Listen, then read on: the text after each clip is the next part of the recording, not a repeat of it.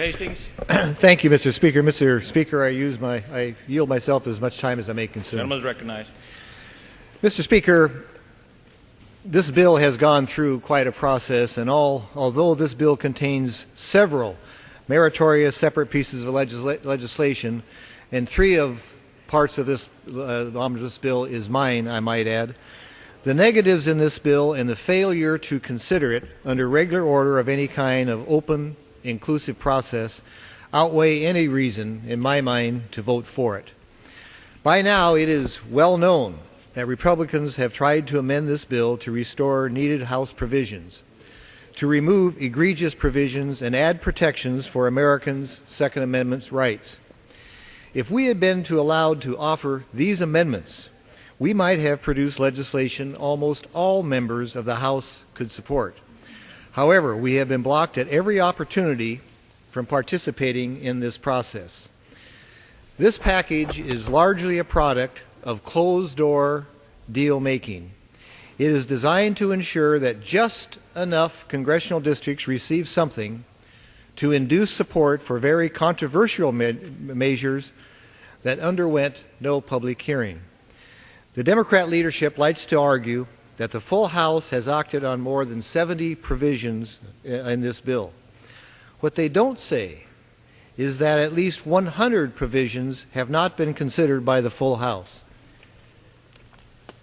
Mr. Speaker, this may look familiar to some people. It's a large, large bill. And of that, only this amount has been considered by the House. It seems like we haven't learned from what past experience has taught us about trying to put massive bills through the House without having somewhat of an open process. Every motion, procedure, and action in this body has been used to deny the House Republicans of any meaningful participation in this bill. The House's failure to study these 100 provisions will have serious consequences, in my view, for an ailing economy. Before the House rejected this package under suspension of the rules, our friends on the other side of the aisle argued that this bill is just what America needs in difficult times. Well, it seems to me the discussion in this new Congress has been around the economy and a need for American jobs. And I think that we can all agree that Americans need jobs. Although H.R. 146 might create a few jobs, these jobs will be mostly limited to bureaucrats putting up "do not enter" and "no access" signs all over America's public lands. And the few jobs that will be far outnumber the jobs that would be killed by this bill. Are our memories so short that we have forgotten the energy crisis of just last summer and the role that it played in the economic downturn that we experienced in the second half of last year? Evidently, the Democrat leadership's answer to this is to close off energy-rich public lands forever. This package contains 19 provisions to block American-made energy production, locking away hundreds of millions of barrels of oil and trillions of cubic feet of natural gas.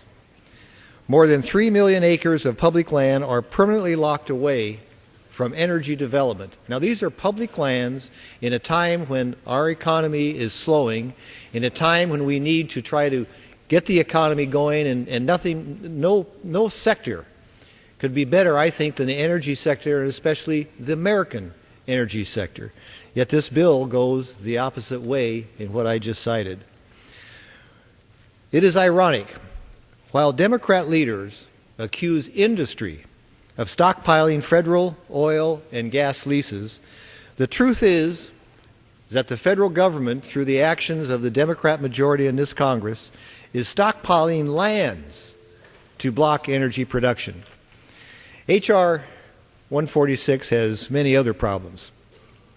It could, and I say could, result in a ban on the use of vehicles and other technology to patrol the U.S. border.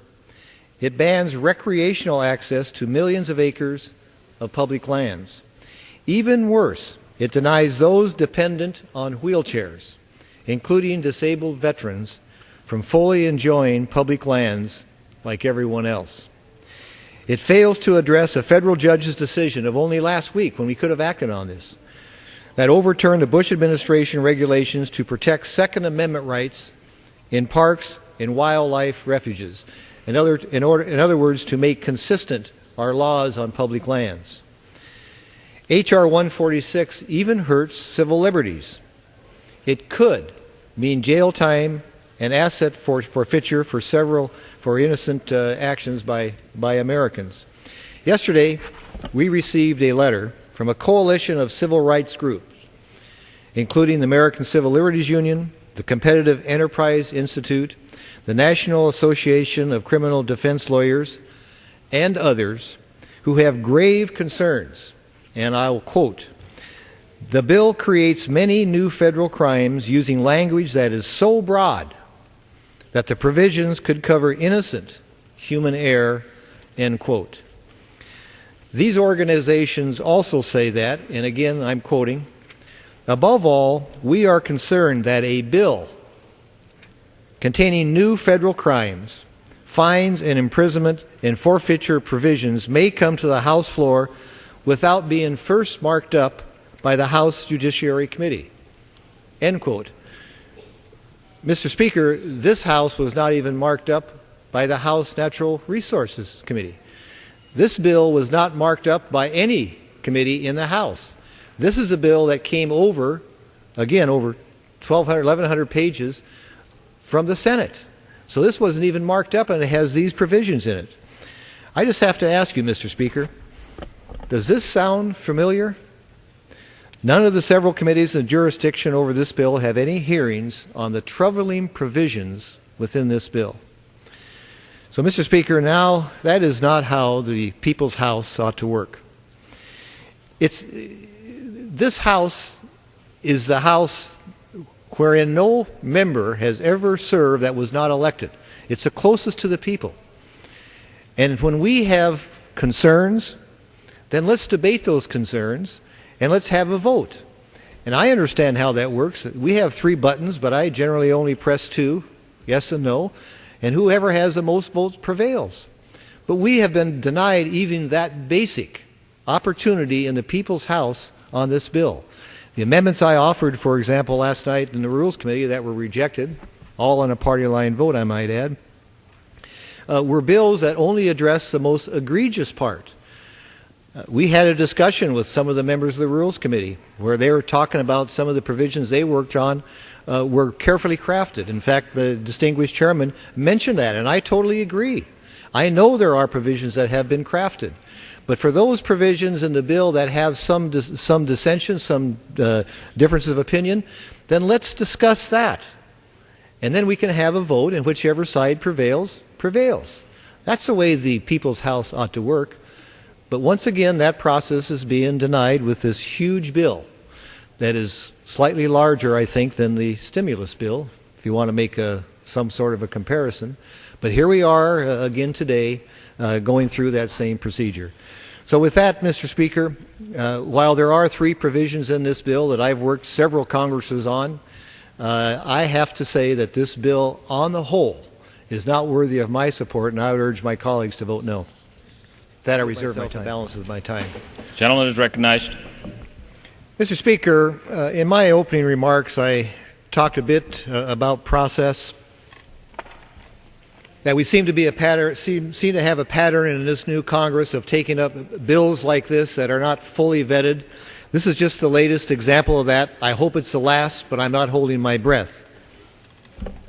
But I also made an observation in my opening remarks that there's enough individual bills in here to cover enough individual congressional districts that this bill will probably pass, and I suspect that it probably will.